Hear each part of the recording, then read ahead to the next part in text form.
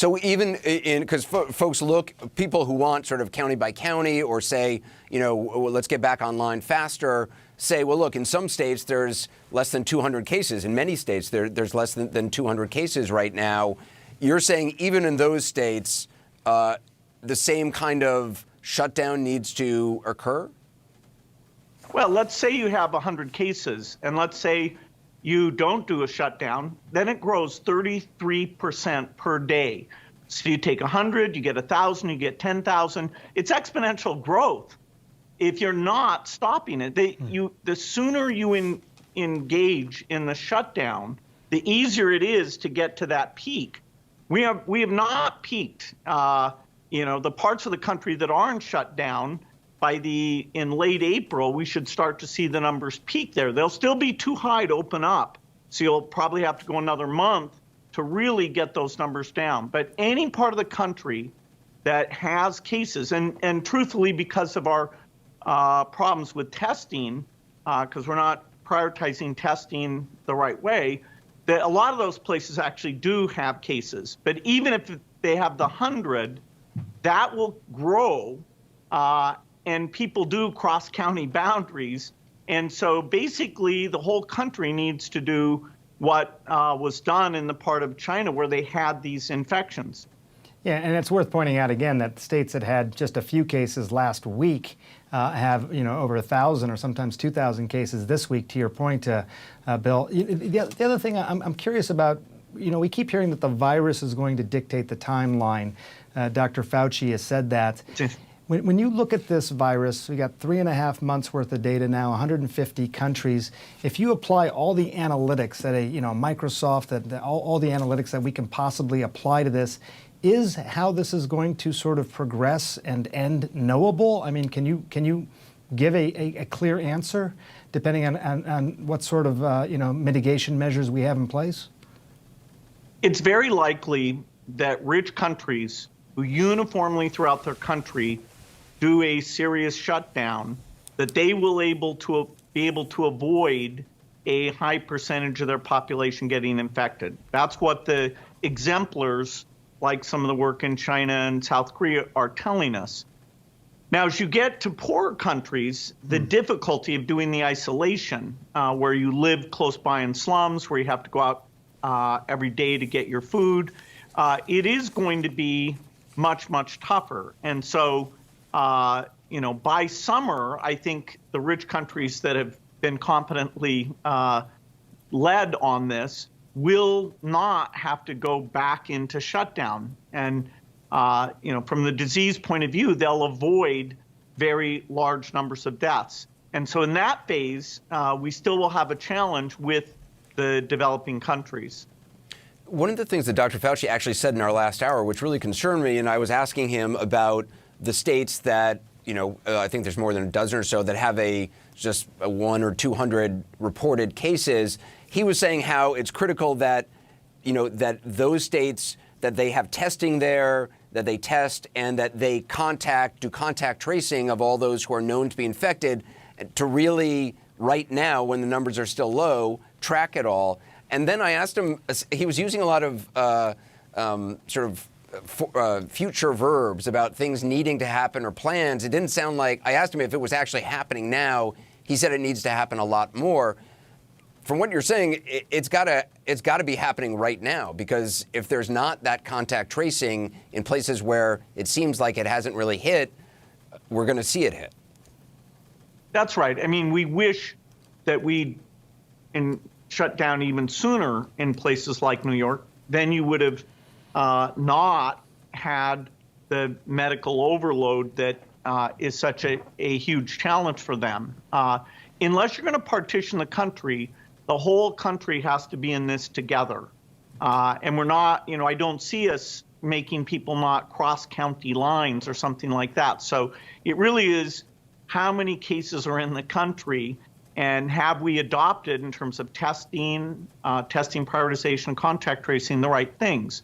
But the good news is we're seeing that countries that pay that price, which is a gigantic price, then the percentage of Chinese that are infected is like 0.01%. And so now, stores are open there and closed in the rest of the world. That's, I'm not sure you call it good news, but I totally agree with what Dr. Fauci said. He's been a very positive voice about the numbers driving this, and those numbers are very uncertain because of still the disorganization of the testing capacity and where it's directed. It strikes me that, you know the world of public health very well, and you know the world of the economy very well, financial world very well.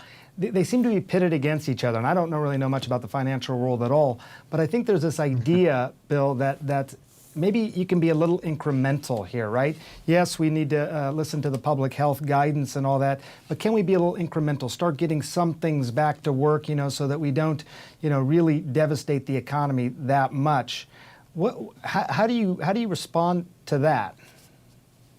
Until we get the number of cases in the country down to small numbers where we can be doing testing and isolation against those small numbers, we need to make this our top priority. And it is super painful to drive this very high degree of social isolation I call shutdown. The middle course really isn't there, because it's hard to say, oh, go back to the theater for a week, maybe or maybe not you'll be infected or infecting people.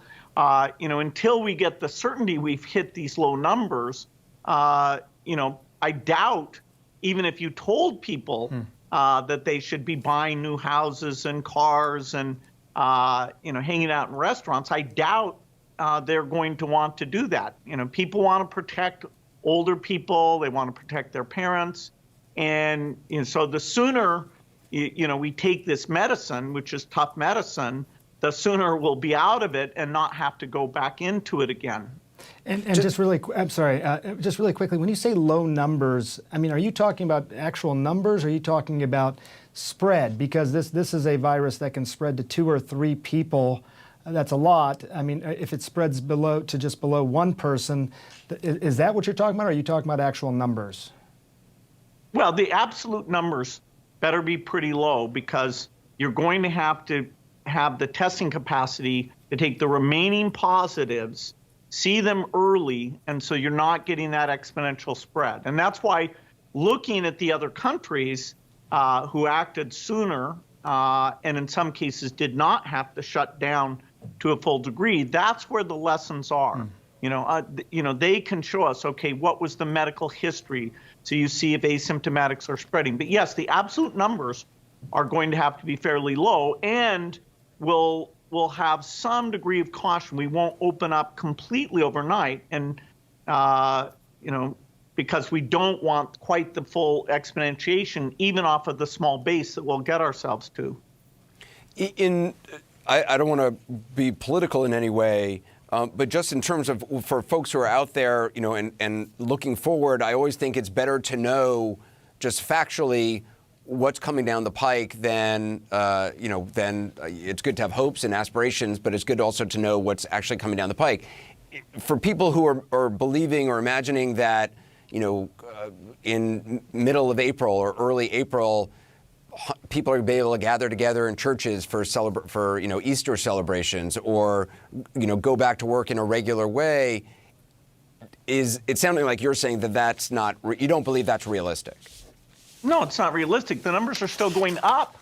That only happens after the numbers have peaked and are going down a lot and getting down to an absolute level.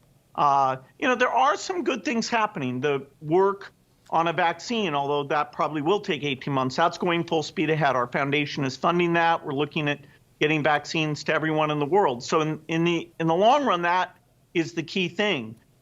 We had a really positive result that people were wondering, did you have to have a medical person swab you in this way that they stuck it deep in your nose? We were able to prove, which on Monday the FDA made official, that if you do a self-test where you don't have to have the medical worker with personal protection equipment, that self-test is as accurate as the one where the medical worker gives it. So that means that by self-swabbing, we'll be able to get a lot more tests done and only be limited by the PCR back-end capacity. So there's there's good news coming. One of the therapeutics, although none of them are proven out, but there are quite a few. We have a thing the foundation created called the Therapeutics Accelerator to really look at thousands of compounds and make sure we focus the human trials on the ones that have the most promise. So, innovation, some of which we could have done in advance, but innovation really is happening.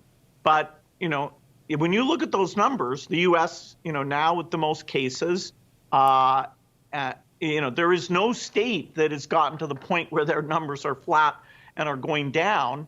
And the testing capacity means we're quite blind to a lot of these cases right now. So it can be done, but we're not, the light is not at the end of the tunnel in terms of a mid-April reopening.